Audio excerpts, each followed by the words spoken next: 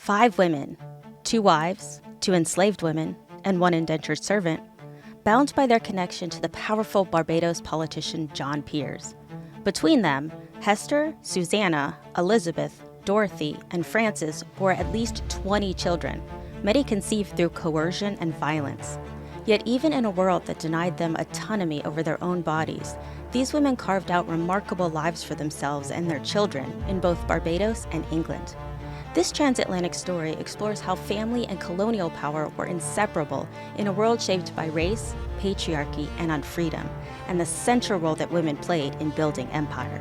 While their story survives through an unusually rich archive, these women's experiences echo those of thousands of families across the early modern Atlantic world, revealing both the intimacy and the brutality at the heart of colonial society. Hello, I'm Dr. Lynn Price Robbins, and welcome to Revolutions in Retrospect, where we explore the histories of the revolutions that remade the Atlantic world. On today's episode, I'm joined by historian Jenny Shaw, professor of history at the University of Alabama and author of The Women of Rendezvous, a Transatlantic Story of Family and Slavery. Thanks so much for being here with us today, Jenny. Thanks for having me. I'm really looking forward to the conversation. So your book is really unique to me,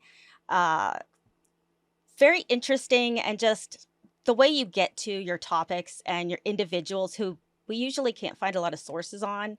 I just find it fascinating, and it really shows how good you are as a historian and a researcher. So I'm wondering, how in the world did you get to this topic? Did you start out with a different historical interest and you kind of fell down the rabbit hole like we tend to do as historians? To a degree, yes. I found the Women of Rendezvous entirely by accident. I was working on a different project. I was working on my first book project when I came across their names for the first time. So there's a lot of serendipity. There is a good amount of luck that accounts for my ability to be able to tell their story at all.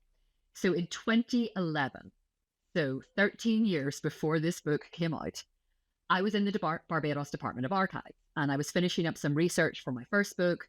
And part of that research was counting the number of Africans or people of African descent, free or enslaved, who had been baptized on the island. So I was going through 4 extant parish registers, the only ones that exist, and basically doing that count. So it was a very sort of rote process, right? I'm just scanning and marking and flipping pages and scanning and marking and flipping pages. And I think it's important to say that there were prohibitions, social and legal, on baptizing enslaved people in Barbados in the 17th century. So I always knew the numbers were going to be small, but despite that climate, baptisms did happen occasionally. So the baptism register I was in was the Christchurch Parish Register. And to give you some sense of this, between about 1650 and 1700, there are around 4,000 baptisms total in that parish. 57 of them are of free or enslaved people of color. So it is, when I say it's small numbers, it's very small numbers.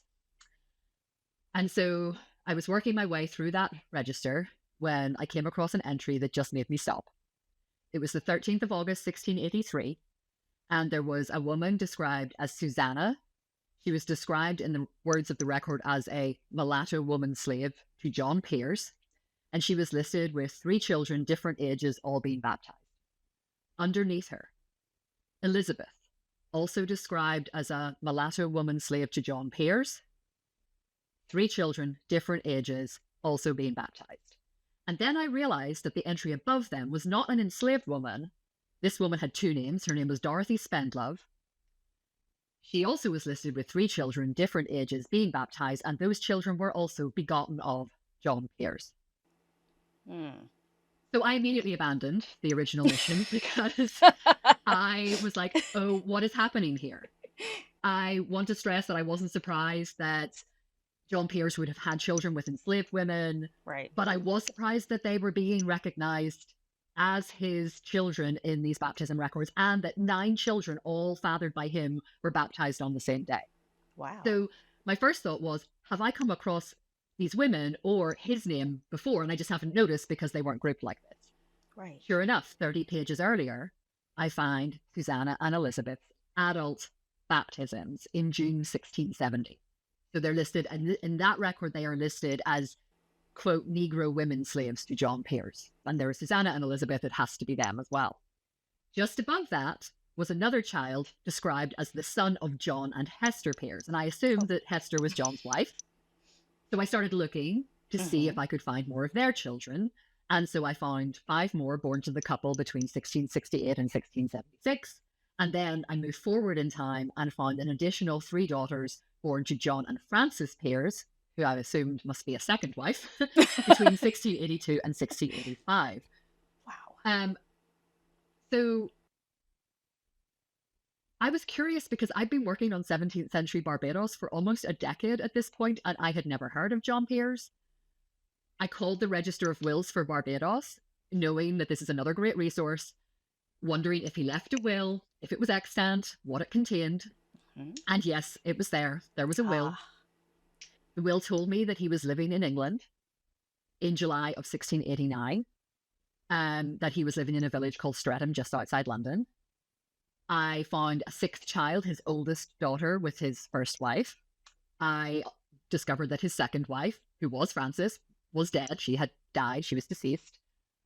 And in that will was also provision for Susanna, Elizabeth, Dorothy, and their children.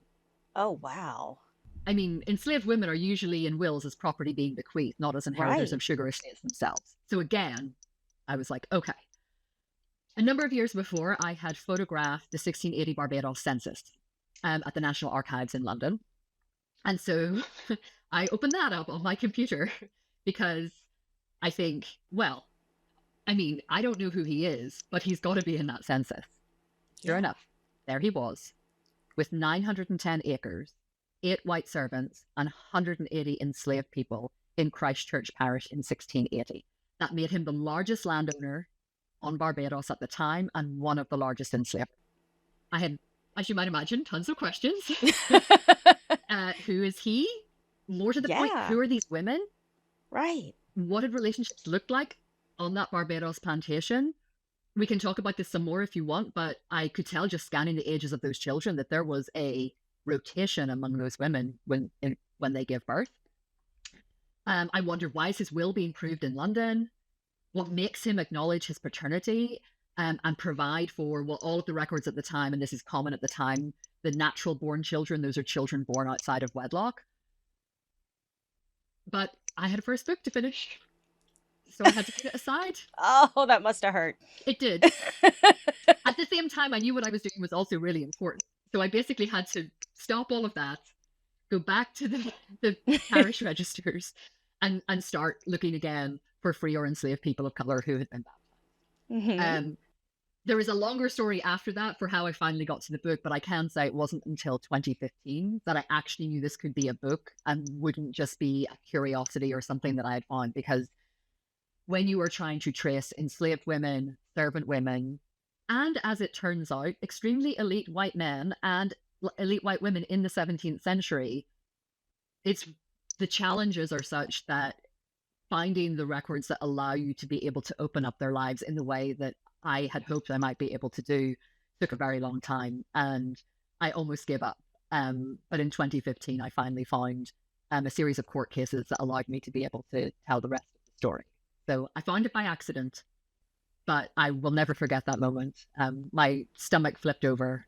And from that moment on, even though I was working on a different project, finishing it up, a really important one that was going to allow me to keep my job and get tenure, right, I could not get these women out of my brain. And I feel like some of the best stories come from accidents, though. Yeah, I mean, it was really fortunate. So I can't. The advice to others is there's no path to follow here. It was luck and serendipity. They just reached out of the archives for you and said, "Hey, we have a story," and thankfully you were able to tell their story. Yeah, I'm really grateful for the fact that I was actually able to do that. Yeah. So I want to start with the least interesting person in the book, just because it will help set the story as we move forward. Sure. Who is the John Pierce, the elite white man plantation owner. But can you talk a little bit about him and how he became the biggest landowner? Because Barbados was very rich in the time. So it's really saying something to say that he is the biggest landholders. So how did he get there? Is it family? Just how did he get to where he was when we start the story with the women we're going to discuss? I agree. He is also the least interesting. And one of the biggest issues I had with writing this book, and it took a long time to figure out how to write it, was that I kept thinking I had to start with him. Mm-hmm. And I understand that. And I know why I thought that. And it was the biggest relief of my life when I realized finally that I really did not. And I could junk all of the chapters that I had written that were about him. But to answer your question, because it is important to understand him for context. So John Pearse was actually born in Barbados. His father was one of the earliest settler colonists on the island, and actually was lieutenant governor and even served sort of as stand-in governor while the actual governor went back to England at some point in the 1630s. So I know that his father, probably through a marriage, the records are really, really difficult to follow on this, but probably through some relationship in his second marriage, he acquired a plantation called Rendezvous. So his father was a big deal and managed throughout the period of the English Civil Wars to effectively manage to keep on the right side of whoever was in charge at any given moment. So he is knighted both by the Protectorate and then again in 1660 at the Restoration, or like at least his knighthood is sort of confirmed at that point. But his dad dies in 1661. So right at the start of the Restoration, John at that point is a relatively young himself. He has been sent to England for his education, which is very common among sort of elite people at this time. But what we can tell from his father's will is that he's inheriting this really big plantation called Rendezvous, and actually a second one, a smaller plantation called Staple Grove. And it's those two combined that make up the 910 acres in that 1680 census. But John Pearse himself is also a big political mover and shaker in Barbados. So by the time the women are around, John Pearse has been appointed to the Barbados Council. There are two sort of legislative bodies in Barbados. One is the Barbados Assembly, and that is elected, basically planters electing planters. There's not a universal suffrage or anything like that, obviously. But the council is appointed by the crown. Mm-hmm. So if you are in that world, you are among the very, very elite. And he serves on that from 1673 until he leaves the island in 1686.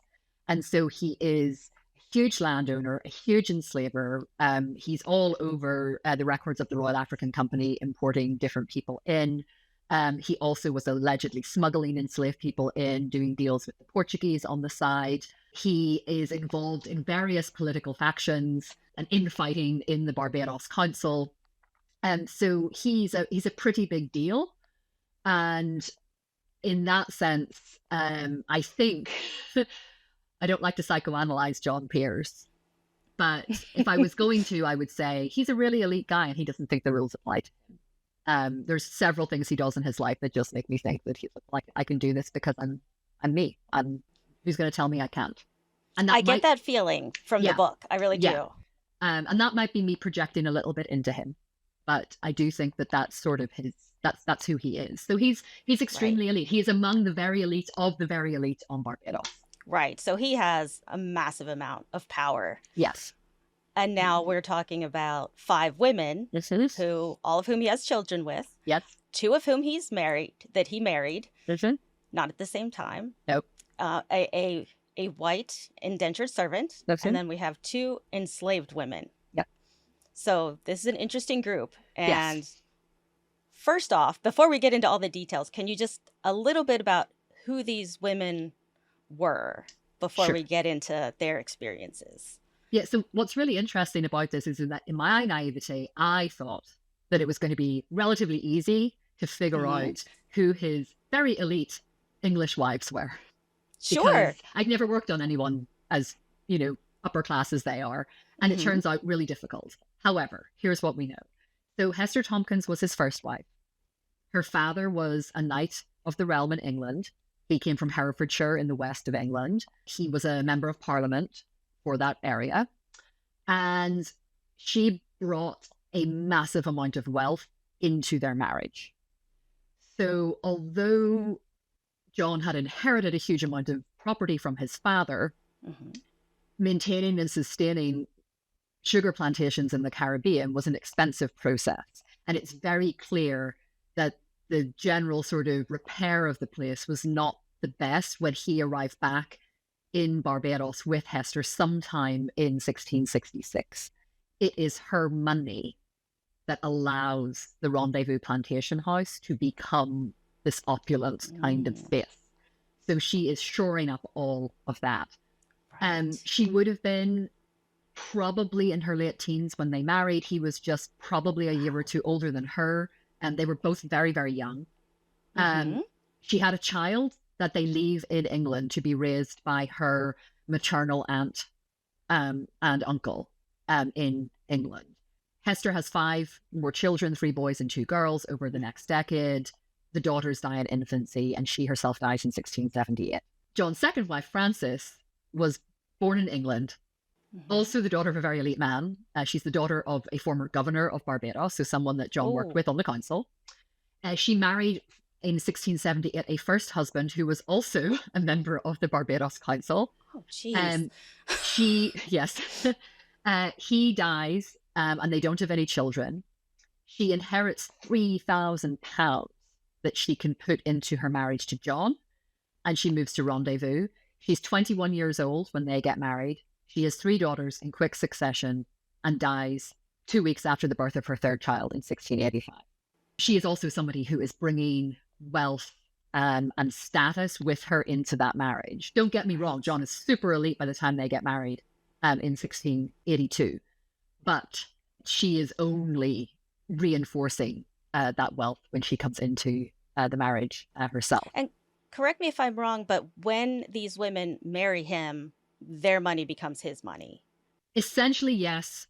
A wife's property becomes her husband's when they marry under the system of coverture. You're literally covered by your husband legally and in all different kinds of ways. Sometimes deals were made between fathers and potential husbands to try and protect women's property. So the reason that Frances brings £3,000 into her marriage with John is that her first husband and her father made a deal when they got married that they each put £1,500 into a pot for Frances. So that's what she would take out of that marriage. And then her first husband bequeathed to her an enslaved woman and some other pieces of property. But everything else was supposed to stay with his family. And so instead of her getting what would have been normally like her widow's third, they made a different kind of deal. And particularly in the inheritance of enslaved people, we see this kind of repeatedly, that there are certain kinds of property that sometimes women are allowed to sort of maintain hold of themselves within a marriage, and sometimes bequeath themselves in their own wills to people that they want to gift it to. But it's the vast majority of the wealth goes straight to the husband. And certainly John takes the vast majority of the wealth. And actually, in the case of Frances, he takes a whole bunch of property from her first husband that was not his or hers to take, which is actually kind of why he ends up in England, because he has to go and settle a lawsuit that has been formed against him. So yes, it's complicated, it's difficult, but the short version is the women bring the money and the money helps sustain the plantation. Sure. There are 3 other women who are also helping to sustain this plantation in very different kinds of ways. Susanna, who we know gets a second name Mingo in the will. Elizabeth gets a second name Ashcroft in the will. They're both enslaved. They both were probably born in West Africa. I'm almost 100% certain of it in Susanna's case. Statistically, Elizabeth is also likely to have endured a Middle Passage. They were both on Rendezvous in 1670 when they were baptized. And I said before that they're listed as adult women, or women, Negro women slaves is the way it is, listed in the records. And what that means is that they had to have been probably at least 14 or 15 when they were baptized. So they absolutely were not infants. They would have been considered basically fully grown women at that moment. We know that Susanna has at least 3 children with John between 1675 and 1681. Elizabeth, I believe, had at least five children fathered by John, and 3 of those 5 were baptized on that same 13th of August, 1683, as Susanna's children. Dorothy is the other one. She's there. She's a servant of English background. She might have been born in Barbados. There are Spendloves in Christchurch Parish as early as the 1640s. In some of John's business transactions, there are witnesses, and one of them is a man with the last name Spendlove, who could have been her brother or her father. But I don't know when she arrived at Rendezvous, except to say that she birthed at least 3 of John's children between 1678 and 1682. So she had to be on the plantation by 1677 at the latest. Obviously, I could say more about their lives later, but I think we can leave that for a little bit later on, because just talking through what 5 women bring to the table is a lot. And obviously, all of their lives overlap. The only 2 who don't, obviously, are Hester and Frances, who are sequential.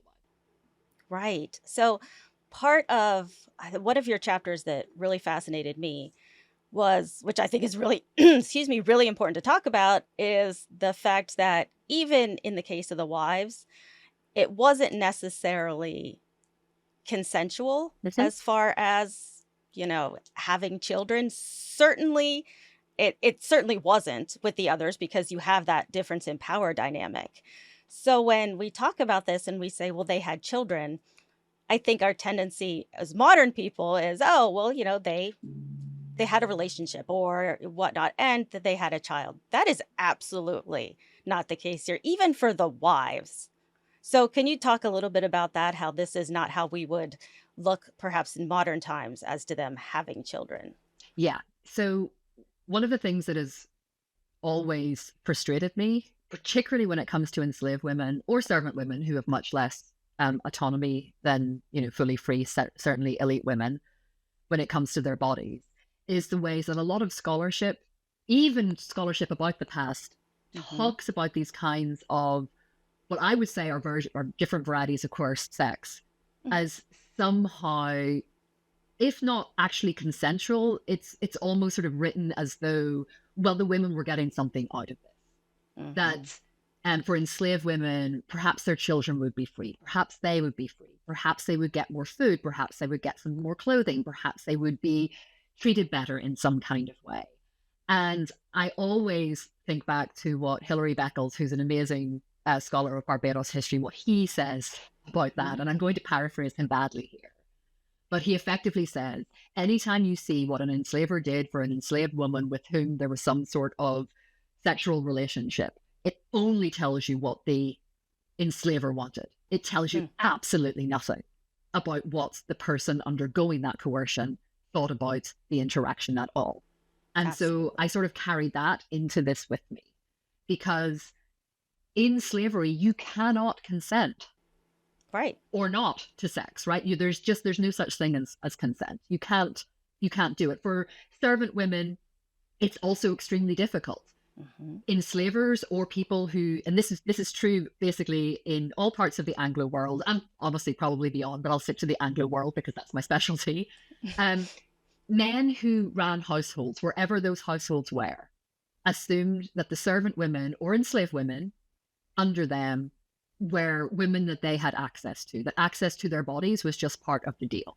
And you can read about servants in houses in England where there are not locks on their doors, where they are being sexually assaulted by the people who, either the men at the head of the household, the sons of the men at the household. I mean, they just really have no control over their bodies whatsoever. I think it's a little bit more tricky to navigate this when it comes to women who are married. In some ways, it's more complicated. In some ways, it isn't. There is no such thing as marital rape in this period. I mean, there's no such thing as marital rape until very late in the 20th century in a lot of instances. So that's not new either. So neither Hester nor Frances could say no to John in the sense that their marriage allowed him control of their bodies. Having said that, attitudes to sex, particularly within marriage in the 17th century, still sort of are different from sort of ones that develop in the 18th century, particularly around sort of women and women's sexuality, women who are encouraged to sort of feel pleasure and have orgasms and enjoy sex. And so it's not supposed to be thought of as something that is either a chore or that you are too demure to sort of let your body like fully experience sexual pleasure. So it's a little bit complicated. But the bottom line is that had Hester or Frances not wanted to have sex with their husband, in theory at least, they could not say no. I'm sure they tried all kinds of strategies, as women have done across time, when they have not wanted to have sex. But whether they could be successful or not is something else. And the same is true, of course, of Susanna and Elizabeth and Dorothy. And although it's difficult to, I mean, I have no idea what was actually going on with these women. We can look to other women who were enslaved, for example, who do tell, maybe from later periods, but who tell us what it was like to more or less try and fend off somebody who was trying to coerce sex from them, to try and protect their bodies, to try and distract them, to try and sort of never be alone with them. Right. You know, it's impossible to say what was going on here. What I can say is that if you look at the patterns by which Susanna, Elizabeth, and Dorothy had children, at least the 9 that are baptized on that same day in 1683, there is roughly 3 years between the births of the children of Susanna and Elizabeth and 2 years in the case of Dorothy. You can also see that John moves. First Susanna, then Elizabeth, then Dorothy gives birth. Then that repeats, and it repeats one more time. And the timeline sort of crunches a little bit because Dorothy's doing it every 2 years. So her last child and Elizabeth's last child are born very close together. But that 3 years and 2 years, 3 years is roughly the birth spacing in West African societies at this time. And 2 years is roughly the birth spacing in European societies. Oh, interesting. And so while I don't want to overstate the potential control over their fertility that these women had, I think that that's a pattern worth paying attention to. Right. Obviously, it does not tell us anything about miscarriages. It doesn't tell us anything about stillbirths. It doesn't tell us anything about children born who died, all of which could have happened. It just tells us what, but if we're just looking at these 9, it does seem to suggest something. And I would say in the same way, as women have always had strategies for dealing with men who are trying to claim their bodies and they don't want them to. So women have always had strategies for aborting children, or for using contraceptions of all different kinds to avoid getting pregnant in the first place. I don't know exactly what was going on here, but I do think while one part of that pattern is the really, frankly, gross way of understanding what John was doing, the flip side of that is that it may be suggesting to us some kind of control that the women were attempting to take over how they birth children, when they birth children, and in many ways trying to ensure that those children survived by not having the birthing space quite so close together. Certainly in the case of Frances, she did not have 2 years between births. She gave birth to 3 children in basically 3 years. Oh my gosh. Yeah. Not quite, slightly more than 3 years, but not much. 3 children, and then unsurprisingly died 2 weeks after the birth of the third one. So that's a long answer to that, but I think that's so important to your story. And another important part of your story that I really like how you handle it is how these women may have interacted with each other, because there could have been, thinking it on more early America, up to Civil War, and I think about how there could be jealousy between a wife, or there could be some solidarity. We're all women. So, there's really no way to know. They didn't write about it. They didn't put it down. But perhaps their experiences on the Rendezvous plantation can help us understand, and maybe not for gender, but for race. Are they experiencing things because of that, even that we can understand and see that we can't for gender, as far as how their lives were? Yeah, I mean, I think, so one thing that I wanted to work really hard on was guarding against the idea that particularly the enslaved women and or Dorothy got along or had a sense of sisterhood. Right. Romanticizing those relationships, I think, is really dangerous. But also, is there danger in assuming animosity or jealousy, or that they did not like each other? Because they may have. Susanna and Elizabeth worked as domestics inside that Rendezvous household. They would have had to work together, given sort of the setup of the plantation. And there's every chance that Dorothy did as well, simply because of her status as a servant, given the demography of the Rendezvous plantation, which is overwhelmingly enslaved Africans. Dorothy, as one of the very few servants on that estate, will have been as a woman, will have been in the house. And so practically, they would have to have found ways to function with each other. And the act of doing something like laundry is, first of all, massively labor intensive and hugely time consuming. But it also requires, if you want to get it done in any kind of way, a lot of coordination and cooperation. And so, for better or worse, there would have been things like, that's only one example, where they would have had some kind of sort of interaction with each other. In terms of the wives, there's every chance that Susanna or Elizabeth was sleeping either in the bedroom or in the corridor right outside to be there to answer every whim of either John or Hester or Francis, depending on which one it was, any time of the day or night. Obviously, there's a hierarchical relationship there. They are subordinate in every single way.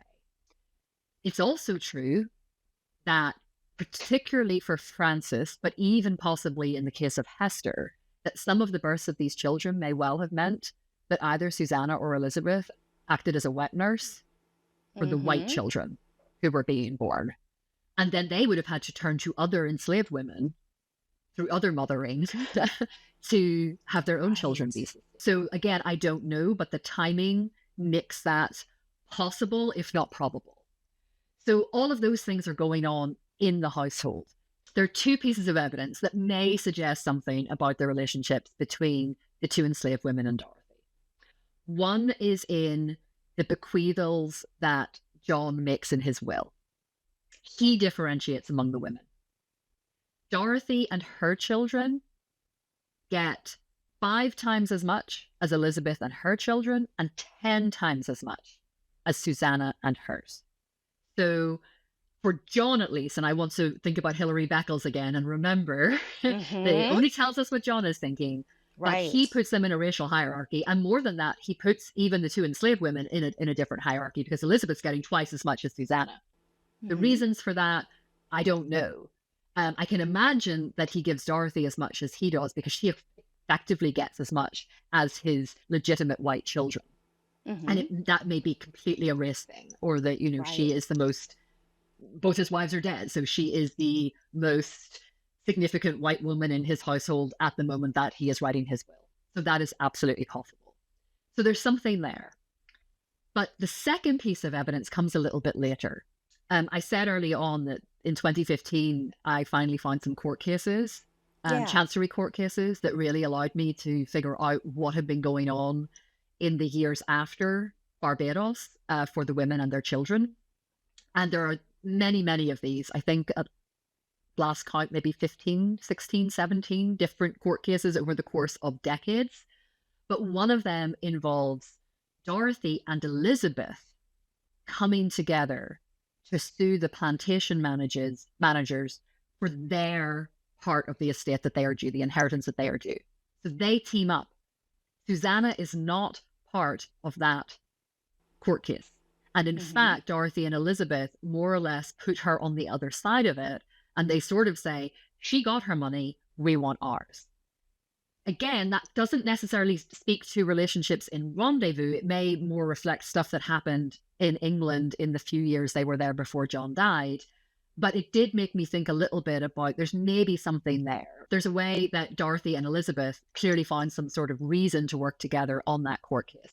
They make really clear that they are completely across the finances of the plantation. They make it completely clear that they know exactly what went on and what they are due. And so there's an awful lot of information there. And maybe that speaks to some kind of relationship they had in Barbados. And maybe it doesn't, but it's one piece of evidence I have for them making a decision about how to arrange themselves after John's death. That speaks to perhaps not the kind of solidarity that we might expect if we think, well, surely the two enslaved women got together and they figured stuff out, and all the rest of it. And that is not what appears to have happened here. Instead, they diverged. Well, going back to your first piece of evidence, the will, this kind of blew me away because, first of all, men in Virginia, where I study, in the North American colonies, they just saw the children as property. They wouldn't claim them. Yes. Certainly they wouldn't claim them and then give them something in the will. That is very different from, research I've done. And that goes along with the idea of hereditary passing things down was in Virginia at this time was you go with the status of the mother. And I think based on what we've already talked about, it's obvious why they decided it would go by the status of the mother. Is it? But John Pierce is sort of pushing against that because he's claiming these individuals that, you know, technically the status was their mother, so they wouldn't have been, you know, you know what I'm saying? Yes, It's a little, yeah. I know exactly what you're saying. So in some ways he behaves exactly as any patriarch would. If you read the will, the bulk of his estate is left to his eldest son by his first wife. So he's following primogeniture through and through, right? He's getting everything that's left after these other annuities go out. And he leaves annuities for the other children that he has with his 2 wives. Mm-hmm. And he bequeaths significantly more money to those legitimate offspring than he did to his sons and daughters with Susanna and Elizabeth. But, as you point out, by providing for those legitimate children's half-sisters and half-brothers at all, he's placing his paternity over the Barbados custom of maternal inheritance. I don't know that John is thinking about it, obviously, in that way at all. I have thought long and hard about what it means for him to take those women and children to England with him in 1686, which is exactly what he does. Mm-hmm. I've thought long and hard about the fact that there is no evidence. I have not found a single document that says anything about him freeing them, manumitting them. There's nothing of that. There's nothing in the will about that, which there would be in some other instances, including in some Barbados wills. Occasionally an enslaver will free a person, but it'll be in the will, right? It'll be explained, like, this is what's going to happen, and here's the property I'm going to give them once they are free. That does not happen here. He just gives them property. And I think for John, and we can talk about this some more later if you want, I think for John, he thinks the act of them being in England, once he dies, that they can just inherit this and sort of be treated like anybody else in England who is not enslaved. I don't know why he makes that assumption, because slavery was alive and well in England when the women and children show up. But again, I think it speaks actually slightly to his, well, it's me, and of course I can do what I want in this scenario. Of course I can just, do this and not have to produce legal paperwork saying that these women are free when I do this. The presence of his enslaved children means that it's impossible in many ways for him to ignore the implications of the inheritability of slavery. When he has them, he is literally increasing his own property because they are enslaved. And this may be true in Virginia wills. Of course, I'm most familiar with them in the Barbados context, but the term "and their increase," when enslavers are bequeathing enslaved women of childbearing age to a descendant, that phrase captures that, right? Captures that inheritability. So he understands completely, I think, how could he not, that Susanna and Elizabeth's progeny increase his property perpetually or potentially in perpetuity, right? Like that this could go on and on and on. But his decision to recognize them, the natural born sons and daughters, also in some ways puts his legitimate children's inheritance at risk, because they're part of that too. And ultimately, actually, honestly, that's how the rest of this story plays out. The reason I was able to write the rest of the story is because of the court cases around all of this. But once again, they do not go as we might expect, in that it is not the legitimate children of John Pierce arguing that the enslaved or formerly enslaved half-brothers and sisters shouldn't get anything that they have been given. It is all of them together in different ways suing plantation managers in Barbados for the inheritance that all of them claim that they either are not getting or they're not getting all of, and those kinds of things. So again, there are ways in which this story, I think, surprises us from a 21st century perspective. Because of course there are plenty of evidence where white descendants do challenge the right of inheritance to people of color of different kinds, enslaved and free. That is not uncommon. It is not actually, though, what was happening in this. The lines of solidarity were cut in different kinds of ways. So we're not going to have time to get deep into these lawsuits, but I kind of like that because I feel like it's just another reason for people to pick up the book and read it.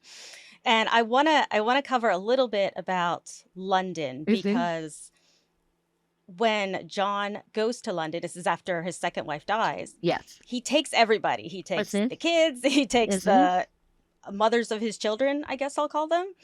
And they're going from Barbados is a slave society, and you can explain a little bit what that means. But then they go to London, which is a society of slaves, society with slavery, which two very, very different experiences for these women. And I want to look at it from their perspective. Mhm. So they're in this slave society where slavery is all encompassing, and now they go to London.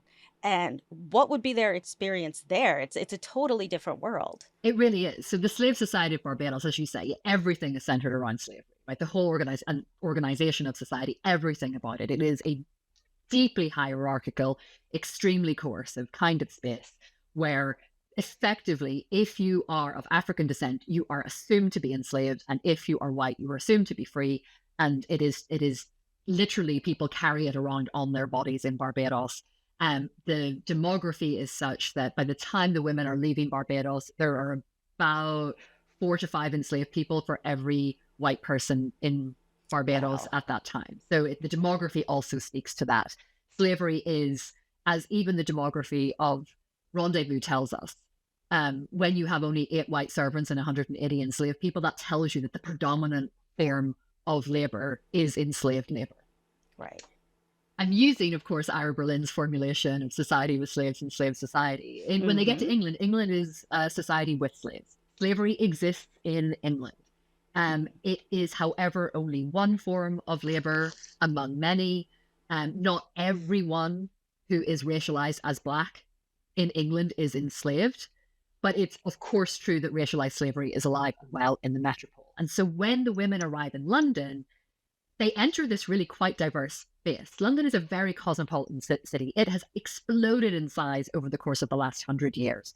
And when they arrive, they are arriving at the London docks, which is where some of the greatest diversity exists from actually really across the globe. But that's especially where there are large concentrations of Black men, enslaved and free working. So they're going to come in, they're going to immediately notice that it doesn't look like the docks at Barbados that they left, because there's going to be way more white people doing labor alongside those Black people. But nonetheless, they're going to recognize that part. They probably also, as they moved through London, noticed a lot of Black boys, young Black boys in bright livery costumes, running messages, accompanying their enslavers. And they may, if they had looked very closely, seen the marks of enslavement on their body, because some of those boys wore collars around their necks, some of which were made of gold or silver or Mm-hmm. brass, and often were inscribed with the name and sort of contact details, I suppose, of the enslaver, as opposed, sometimes it might say the Right. person's name, but that was what Right. around them. They very much actually look like dog collars. That's exactly And what was going through my mind. yes, there are a number of museums who are only now discovering what they actually have in their Wow. collection. Oh my The gosh. Rijksmuseum most recently sort of reassessed, recatalogued some of their what they had thought were animal collars, and actually realized that they were for enslaved children. Wow. Um, and so they're moving into this really diverse space, and Mm-hmm. they can absolutely see the signs of slavery, but they can also, I think, recognize probably fairly quickly that, first of all, it's a much more heterogeneous space demographically, and that slavery is not the organizing principle for everything.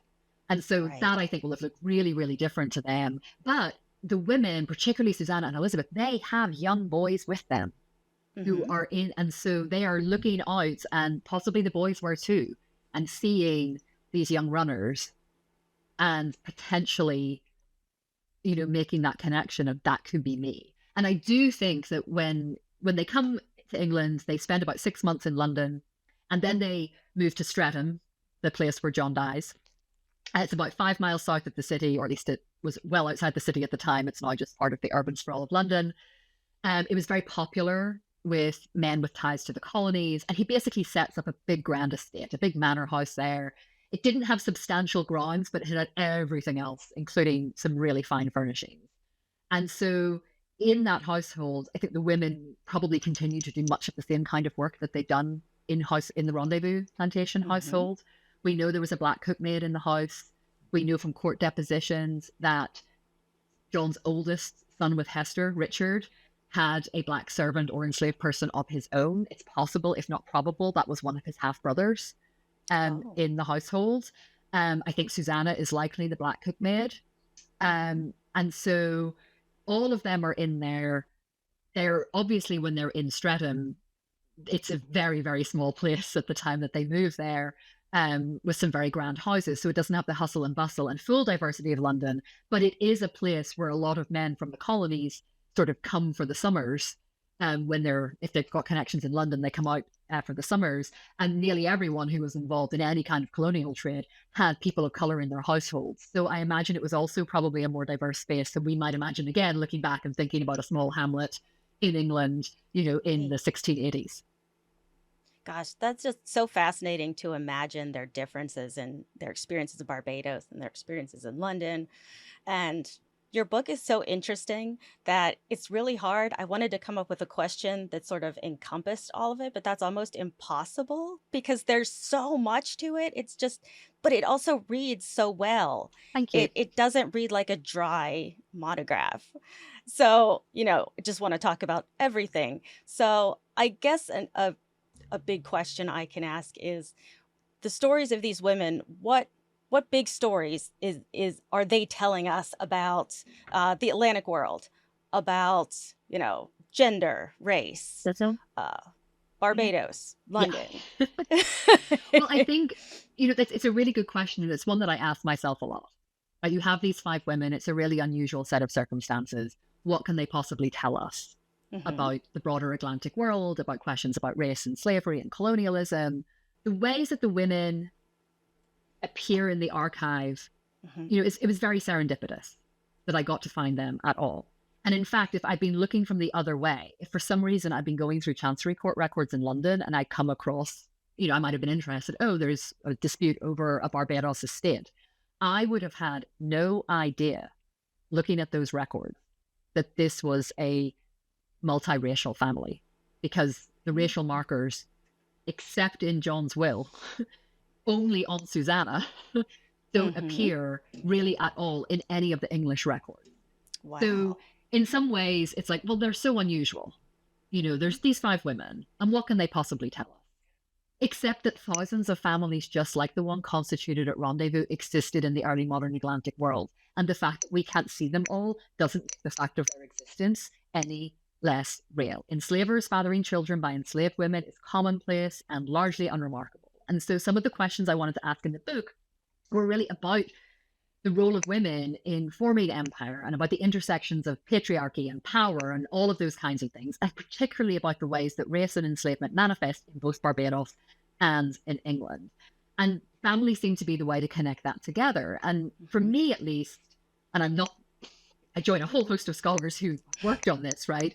But for me, I think the very building blocks of colonialism rest on familial ties. You can see the generational wealth that John inherited in this story and then attempted to pass on.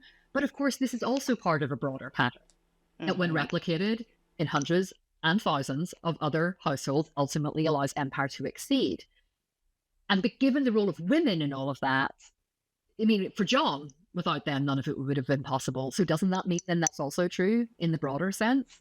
Absolutely. John's wives provide him money. They provide him respectability. They provide those all-important legitimate heirs. The enslaved women are doing productive and reproductive labor, enhancing his property.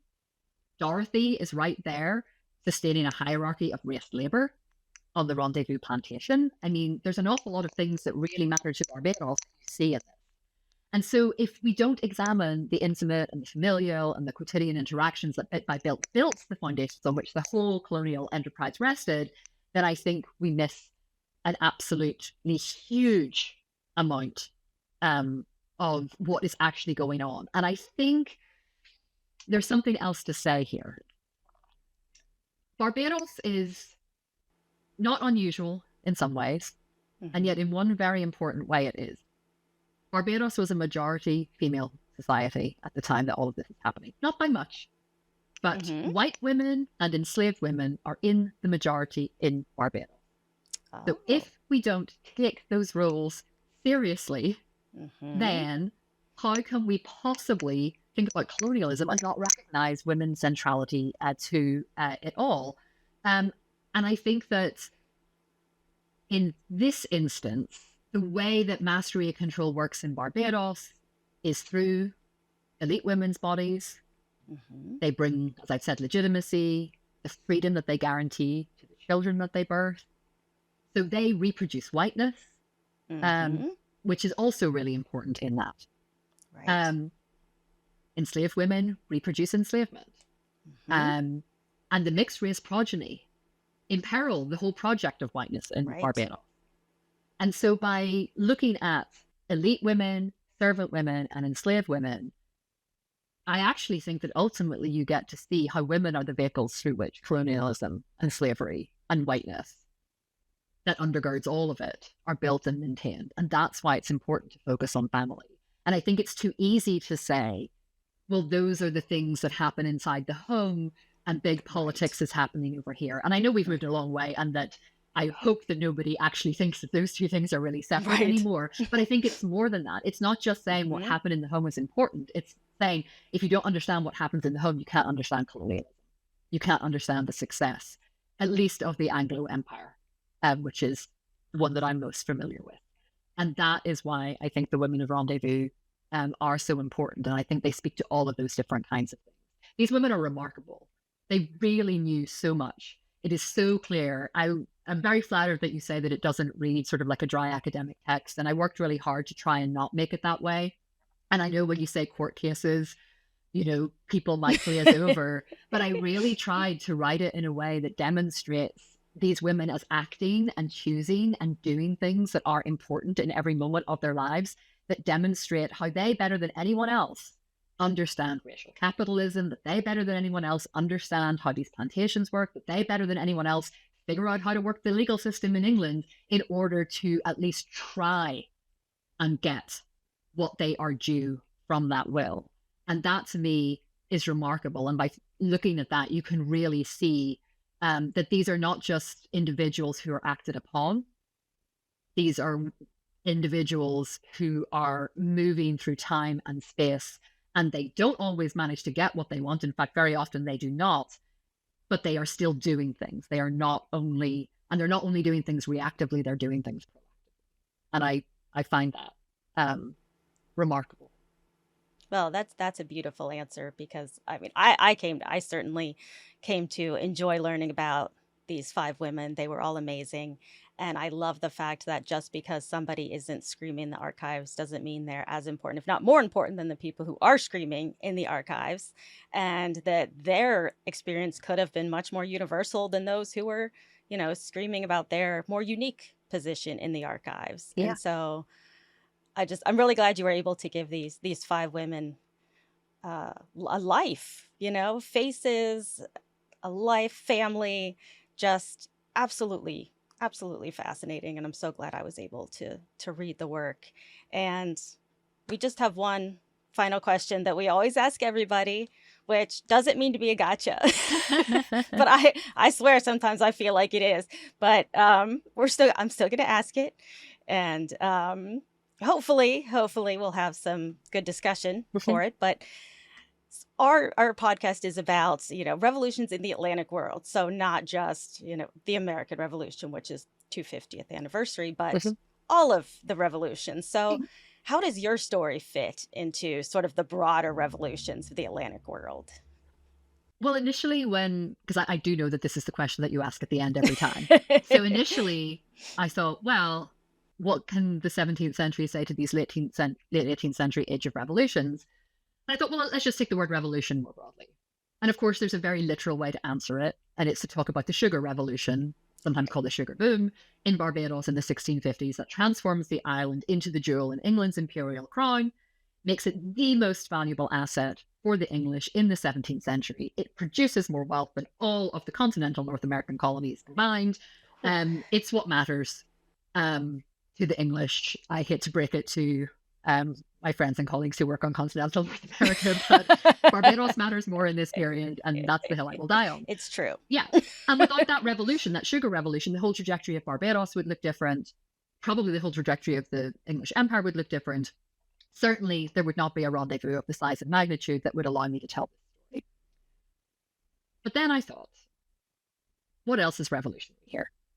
And there's something in all of this that struck me from the moment I understood it to be happening, that is both quietly revolutionary, but I think possibly also quite loudly revolutionary. Susanna, Elizabeth's, and Dorothy's children, they're all fathered by the same man. Mm-hmm. None of them take his last name. They all take their mother's. Mm-hmm. They use Mingo, they use Ashcroft, they use Spendlow. And that is a direct challenge to patriarchal power, which is arguably one of the most revolutionary things you can do. They Absolutely. All inherit property from their father, but none of them seek to benefit from using his family name. And so once John dies, and once it seems that the question of enslavement faded, although I'm not sure that it ever could really have gone away for those who had begun their life enslaved, mm-hmm. particularly for Susanna and Elizabeth's offspring, their mothers are now the source of their freedom rather than their enslavement. And Dorothy's children, their determined use of Spendlow basically flips that illegitimacy, the way they started in life, right on its head. And so it's happening, it's an act, it's small, right? It's on the most intimate level. But I think that has the potential for the largest reverberations. And I believe to my core that one small act of making that choice mm-hmm. is revolutionary when we think about the ways that people were supposed to act and behave, and when we think about how inheritance is supposed to matter. And I think particularly for the enslaved women who had initially bequeathed enslavement to their children, the fact that their children took their names and walked into freedom with them and then lived lives in freedom with those names, I just think that's remarkable. And so that is what I think is revolutionary about. Wow. That is an amazing answer, because honestly, I didn't think of it that way, but it's so true. Well, neither did I until I had to think about this question. I didn't think about it as revolutionary. I always thought about it as remarkable, but I don't think I'd thought about it as being revolutionary, because I don't think in terms of revolution right. or revolutionary actions in most of the work that I do and in the period that I work in. And actually, thank you for making me consider that, because there was something nice about being able to see something a little bit different in a choice that I've always noted, but now takes on a slightly different meaning, even in my own head. Oh, well, that's wonderful. And it really was revolutionary. And so hopefully the listeners will not only have learned something, but are going to want to learn more, mm-hmm. because there's so much that we couldn't yes. even talk about, because we'd be on here for hours, which I wouldn't have a problem with. But, mm-hmm. Us producers, Pat, might have an issue with. He can delete that. But yeah, Pat. Thank you, Pat. Thanks, Pat. But thank you so very much for taking time out of your busy schedule to talk with us today. And again, the book is entitled The Women of Rendezvous, a Transatlantic Story of Family and Slavery. And if you skim down, no matter what platform you're on, I will have in the show notes a link so you can click on and go right and purchase it, and go ahead, get your own copy, because there's so much more than we were able to talk about today. And I think you'll very much appreciate all of Jenny's wonderful research. So thank you again, Dr. Shaw, for being here, and we really appreciate it.